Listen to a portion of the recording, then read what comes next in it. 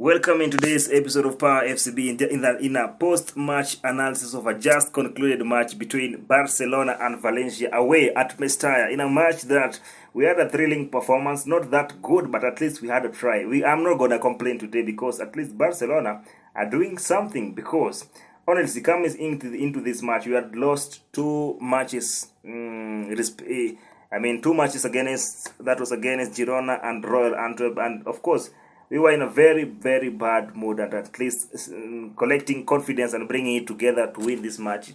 Of course, it was hard. Anyway, in this match, this was the lineup, and of course, as expected by XAVI Hernandez, we would have Iñaki Peña in the goalpost. Still, Marc-Andre ter Stegen is injured until February, maybe mid-January, and I don't know what's going to happen, because honestly, we can't rely on Iñaki Peña game in, game out. He's not that experienced goalkeeper. Of course, he's from La Masia. We love him very much. He's doing very well, but not like Andre ter Stegen. I mean, we need to expect maybe a miracle from La Masia, because signing another goalkeeper is going to be hard.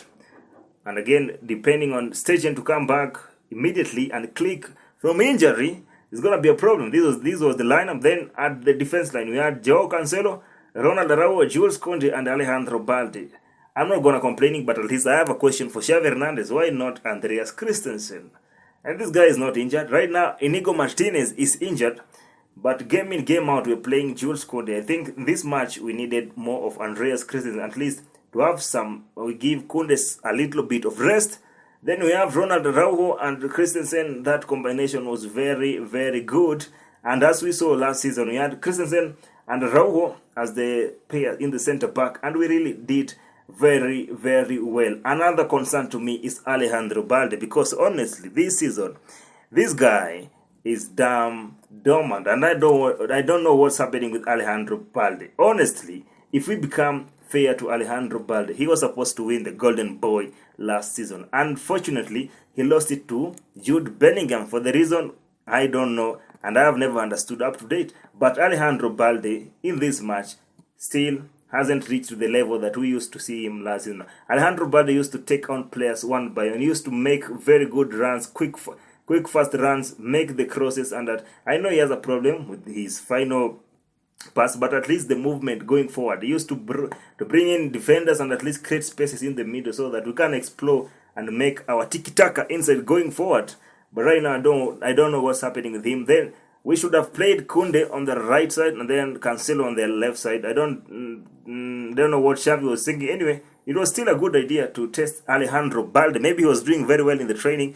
And anyway, we have seen Alejandro Balde not yet at the level that we used to see him. And in today's matches, I think he's one of the lowest rated player. Alejandro Balde, you need to improve. This is not the Alejandro Balde that we have seen from the time of Ronald Koeman when he broke in from Barca Athletic in the midfield.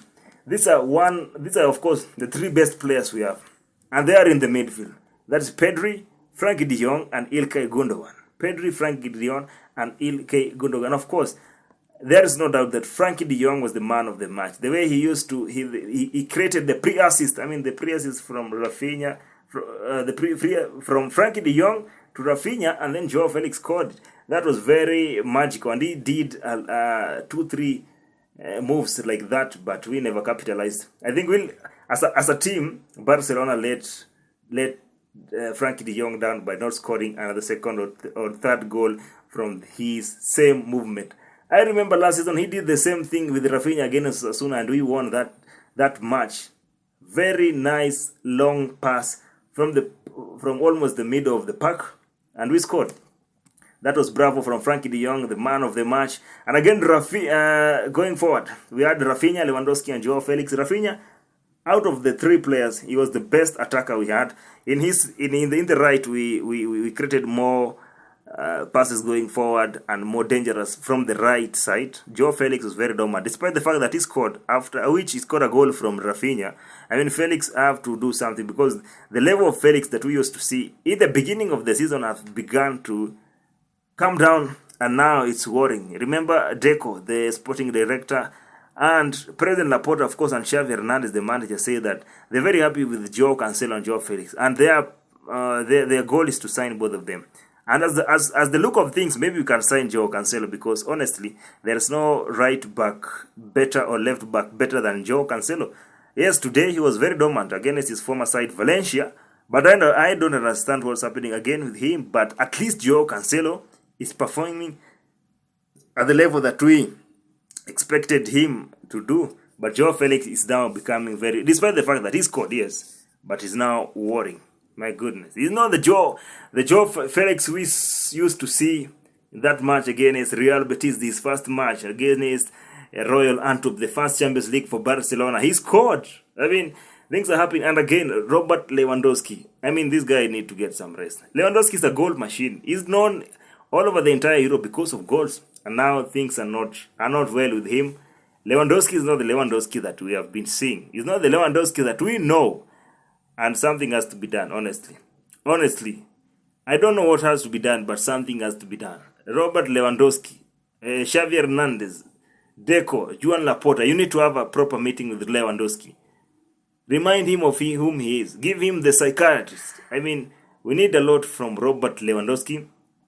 And in today's match, honestly, we played very well for Barcelona. It was not that good, but there is an improvement. I'm not going to complain. And for those who are saying Xavi, I would think twice. If we kick Xavi from this Barcelona, like Barcelona, which player can coach Barcelona to play the Barcelona way? Like the Barcelona we know from the 2008-2009 season. Xavi Hernandez was the mastermind of that team on the pitch. I mean, he used to communicate even more than Pep Guardiola on the pitch. He was the captain on the pitch. Sometimes I used to hear over the media and some Spanish reports saying that sometimes Pep Guardiola used to consult Xavi and ask him, what are the players in the dressing room saying? How are you going to play? And Xavi always had answers. So the only person who can play with Barcelona like Barcelona way is Xavi Hernandez. And it's time we stop complaining. I know most of Barcelona fans, you are expecting good results. You remember we are post-Messi era. You can't ignore that. You can't ignore the fact that we are still in the rebuilding process. The only person we are safe with is Xavi Hernandez. We don't have Carles Puyol here. I don't think he's a good coach, but it's a very good team. It's a good team, or a team builder, or a team leader. We don't have Andres Iniesta. He's not even yet a coach. He hasn't yet been tested. Xavi Hernandez is a tested and proven thing. In the first season, from Ronald Koeman, from the time we fired Ronald Koeman, and Xavi Hernandez stepped in as a coach, we were ninth position in La Liga, and at the end of the season, we finished in the second. In the next following season, a full season for Xavi Hernandez, and that was last season. You know what happened? We became champions very early. I mean, we are only safe with Xavi Hernandez. And whatever is happening this season is not a coincidence. There is something that has to be sorted, that has to be rectified. And once we rectify this, Barcelona is back to its way. In today's match, we played it was not the best match, but we played very well. A very big improvement from that game against Girona and that game against Royal Antwerp. I'm not comparing Girona with Valencia. I know Girona much better than Valencia, but the way we played against don't look at Girona or Valencia. Look at Barcelona, like Barcelona. The game against Girona was disastrous. We began very well. Of course, Lewandowski missed a lot of chances, and there should be having a meeting between Lewandowski, Xavi, Deco. I think there's something wrong that we may not understand. And maybe Xavi doesn't understand with Robert Lewandowski. Like Lewandowski, the player we know, is a goal machine. There is something that has to be done with this Barcelona side. We went a 1-1. Joao Felix scored. Then later Valencia capitalized. And there's no one to blame from that goal. It was not a poor defense. It was just a perfect play from Valencia. Just like that was a perfect play from Barcelona. The goal by Joao Felix, assist by Rafinha. I mean, that goal was so fantastic from Guillamon.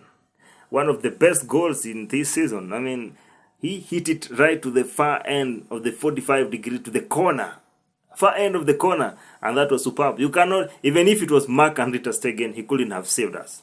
That was superb. So there was no mistake that costed us a goal. Remember the way Romeo costed us against FC Antwerp. In today's match, there were no mistakes. I think the players followed the rules. It was simply not our day.